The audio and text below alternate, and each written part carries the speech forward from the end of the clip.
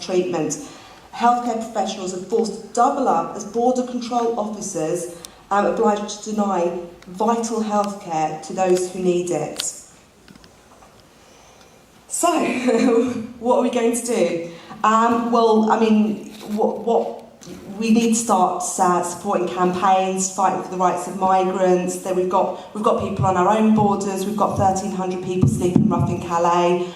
There's a group called Calais Migrant Solidarity. We need to fight for no borders and universal basic income, support grassroots organisations led by refugees and asylum seekers, fight for class positions within them, support campaigns, and support all campaigns against injustice. Thank you.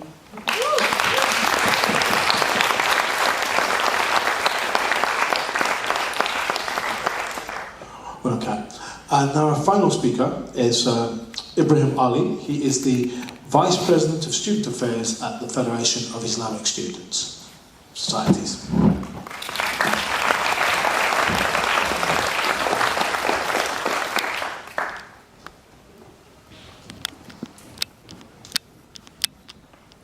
Hi. So I'm going to try and keep this brief because I think we're running over, and I'm more interested in sort of hearing from myself actually. So there's sort of three or four areas I want to sort of cover. So topics along the lines of something off the Charlie Hebdo. So, but there are, obviously I want to come from a particular perspective myself, but just to sort of tackle the first issue as well. I think one thing you've sort of realised recently from the Charlie Hebdo incident was the reality of how certain sort of power structures, mainly in the West, sort of position themselves in the aftermath of the attacks. And they sort of framed it as a sort of us and them wars, it's like a conflict of ideas and of sort of between two groups of people. So, for example, what you had earlier was right from the outset when things weren't clear. You had people like the president of France, Hollande. He mentioned that this was a terrorist attack, imminently. Where at the time, things weren't very clear as well. And even in the word terrorism, as a concept, the term in itself, it's not really one of those scientific terms. It's not really a black and white on reality. It's more of it's inherently normative. It's used in a way to sort of set the narrative, set the frame of the discussion. So, for example, when you look at the context of what terrorism is actually used, whether post Charlie Hebdo or post Woolwich killings, for example, it sort of stokes this sort of, these sort of, romanticised ideals of British values, of Western ideals, of Western liberal democracy and freedom and liberty and all the rest of it. When in reality, it actually is used as a precept to justify repressive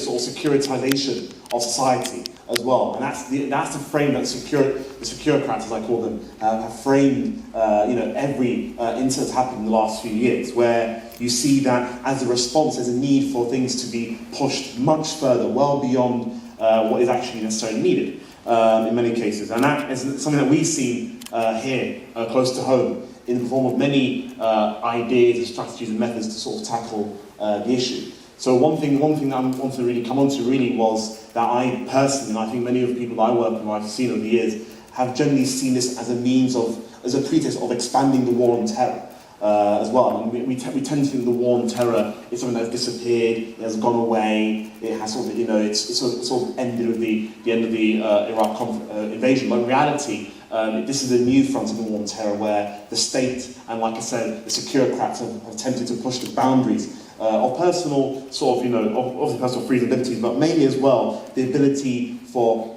people to express opinions. And one thing we're seeing in particular is that political ideas, political expression and ambition are framed as good or bad. So, for example, one thing we've seen, even just in good old boring plain student politics, when groups of students become active or engaged in their community, and you see it also in local authorities like with Hamlets, for example, they're framed as the bad Muslims, the ones who are using their religious expression. That sexy term they use, religious spiritual influence. That was it.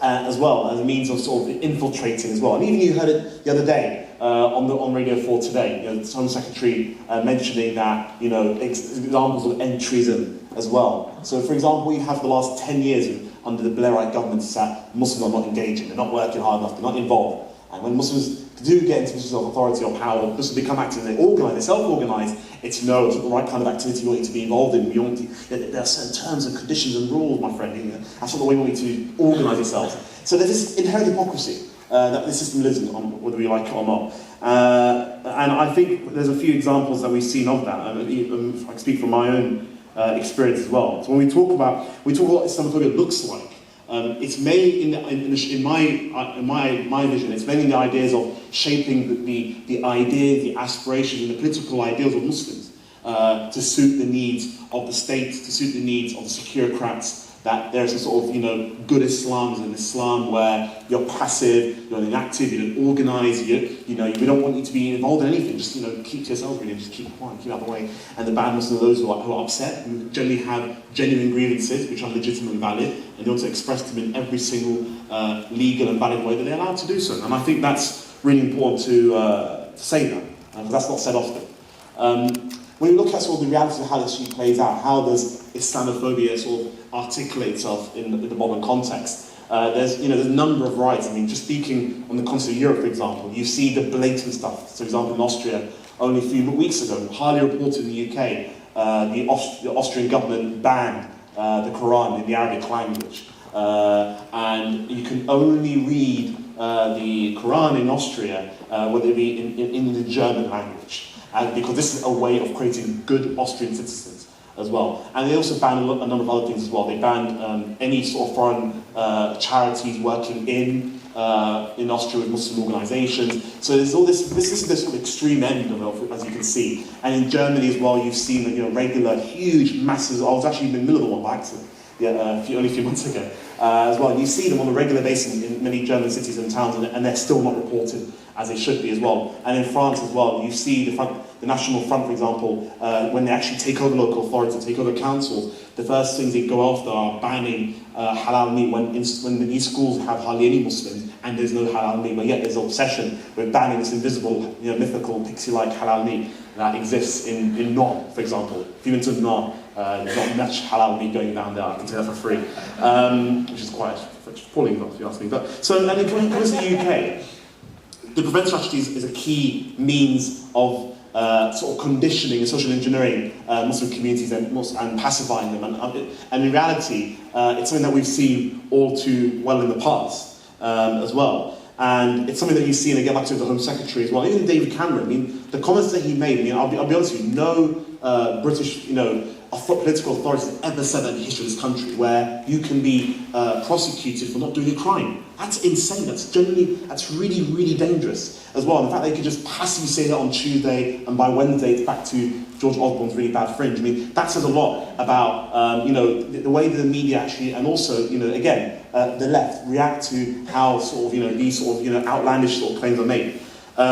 So like I said, I just wanted to sort of mainly focus on what I think is the most dangerous representation of Islamophobia today, which I think is the way the government conflates and actually sees Muslims through a lens of security, and always having to sort of reassure itself that they're doing as much as it can to pander to the right. So we're clamping down on them, we're keeping an eye on them, we're monitoring them, we're doing everything we can, to keep them passive and to keep them, untamed, under control. Don't worry as well. And you see the forms of counter-terrorism measures. So the prevent strategy, for example, is the number one driver. So for those of you who don't know, after the July bombings, the Blair government sat down and said, right, we need to sort of do something apparently about this. So basically, we're going to have 4 strands: pursue, and one was prevent, and then our 2 others can't fail me. But the prevent strategy is actually a policy, and that's what makes it even more dangerous. That you can't actually judicially challenge it in reality, and you can't legally challenge it. You can't even sort of, you can't even send in the FOI.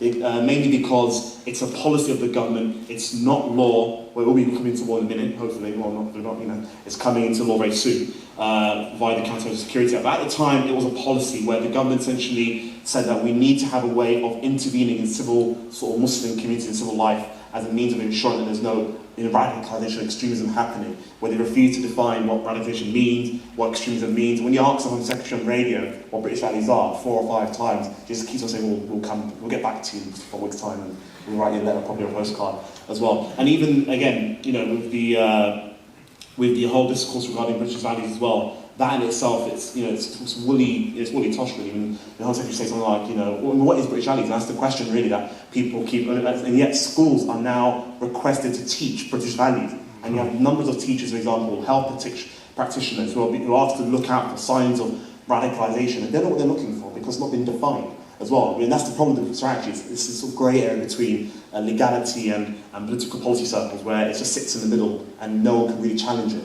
So like I said, we've tried to challenge the prevent strategy by FOIs, and some of the replies I get back are genuinely hilarious. They're actually really good, make for great reading. One of the replies we have from someone in the Midlands or something along the lines of, for us to reveal the number of people who've been referred to prevent would compromise the strategy in the eyes of the Muslim community. So we can't give you the number. And that's all we're asking for. Something as simple as a number. They actually admit it to you, say, well, it's quite controversial, it's not really popular, and it'll compromise on legitimacy, so you can't admit what we're actually doing.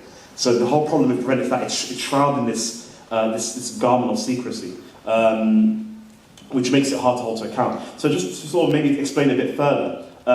So the whole idea of prevent is to actually pursue the ideology. So before the coalition government, Blair's government was saying, let's just tackle violent extremism and go down that route. So they started funding loads of like random youth clubs and all these like sorts, like morning coffees and all, and all the rest of it. Just some sort of social, it's also more of a social experiment. See what happens. We pump in multi-billion-pound budget into the Muslim community, see what happens if they start to sort of love us again. And then they realise that obviously it's a waste of money, it doesn't work, and if anything, when your local youth centre, for example, your mosque, where there's taken prevent money, then you're sort of called out on it publicly, then you just ruin your credibility, and good on them as well, which was a great campaign they did back in the sort of 08, 09, around there. So then what happens, right, we need to start tackling non-violent extremism, which is even more dangerous because it's not criminality, you can't define what you're looking for.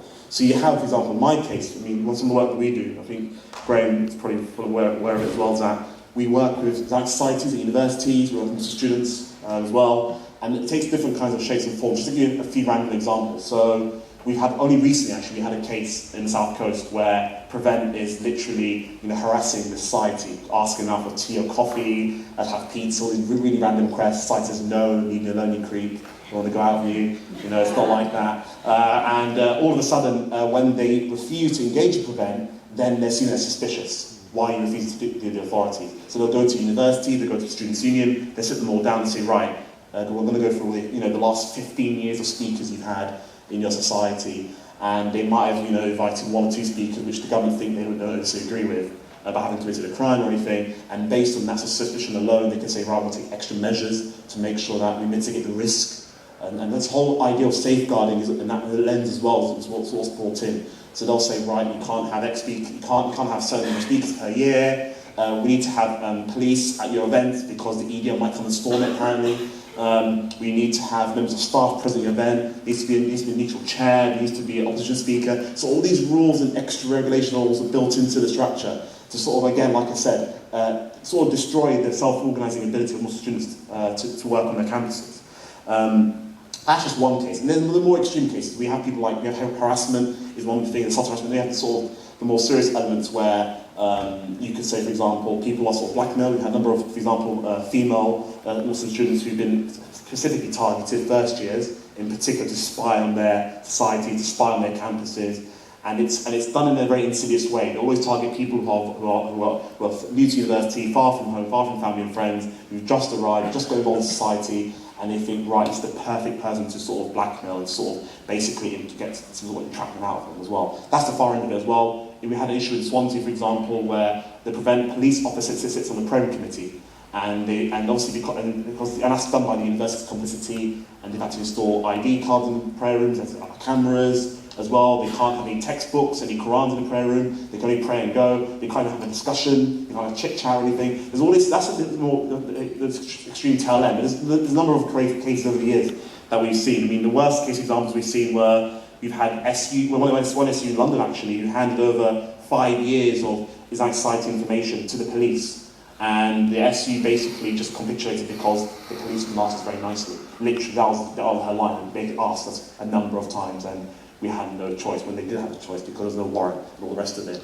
as well. And good on the good SUs like we've got Goals, for example, Good guy, Jimmy Woodcock, a few years ago. We just taught, I think it was, I could be getting things wrong, but Jane Goldsmiths as well, and UEL at the time just said, you can go and do one, we're not going to hand over your details to the police. So there's all that sort of pressure that is levelled as well in order to comply to it. So very quickly, just to conclude, I've probably got over my time, as always, yeah, I told you so.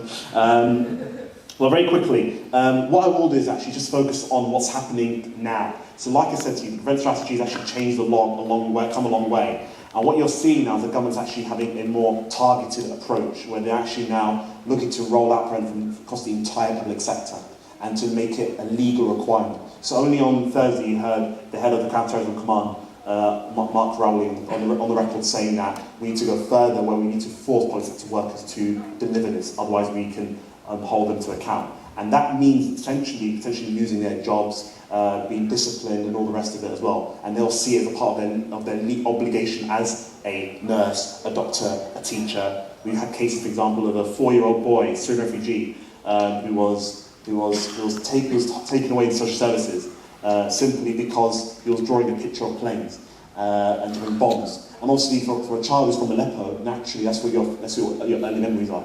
Of the Assad regime bombing your family and the rest of it. So for the child to be taken to social services and then for the parents to be accused of extreme radicalisation, that again is happening on our doorstep on a regular basis. But due to underreporting and the good old Murdoch media and all the rest of it, you don't get to hear about it as well. And the point I'm trying to sort of get at is that this is something that we've seen before. It's nothing new, but it's just replicating itself in the form of different communities. So, for example, my background is in history, for example. If you look at the USA, under the sort of McCarthy era, you could say, you have thousands of Americans who are rounded up as suspected communists, for example, and sympathisers. And they were literally, and so this is the thing about our lack of institutional memory. We don't remember these examples where it was well known that the government, outsourced the work to the private sector to call people in for these sort of, interviews and these sort of catch-ups, you could say. And you had these panels and committees who were sat down and were essentially there to sort of, suspect people and to actually sort of classify them and categorize them, are you with us or against us approach and all the rest of it as well. And what we saw in that period in the 60s and 70s was that a number of people lost their jobs due to these supposed communist sympathisers. We had this sort of discrimination that was suffered as well. And like I said, this all operates outside the legal framework, which is why I've always said that this country has a completely inherent racist legal system where you can have a policy which is set up by the government but it's not counter to the legal system, and yet they can roll out all this kind of nonsense, and you can't even sort of hold it to account. So that's just sort of the rushed version of what I was meant to be saying. But what I'd like to actually end on, really, and please feel free to sort of ask questions, is to actually conclude this one point. I think it's really important to actually understand that if we don't see this as a genuine attack on not only the minority communities that would naturally be most hardest hit, but this has been done before. We've seen how elements of the right have managed to replicate itself in different forms as well, and actually replicate these. And these are all the same sort of tricks they've used in the past. But what actually we can learn from is actually look into the history of how do we defeat the right on this. And I think it was mainly on the fact of communities coming together in solidarity and actually standing with whether it be the black community on the racism, the Muslim community on xenophobia. That's the only sort of plausible way that I think we can ever sort of move forward. So, thank you.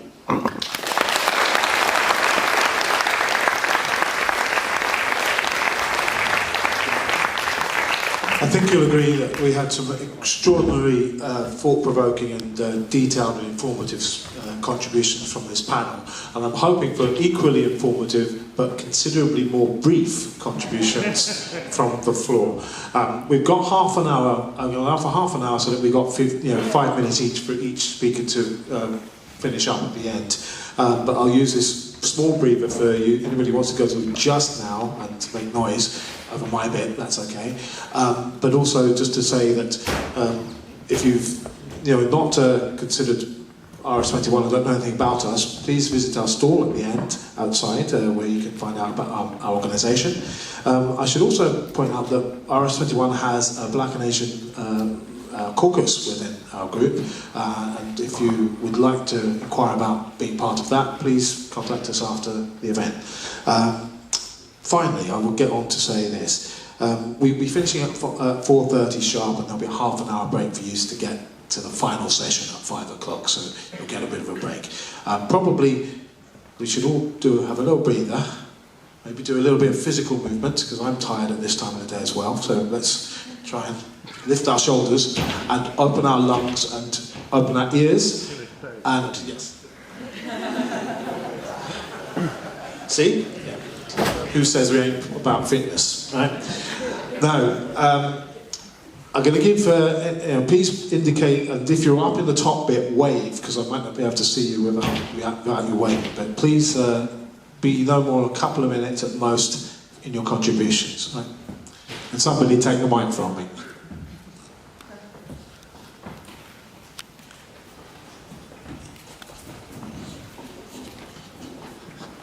Who was that? Where was it?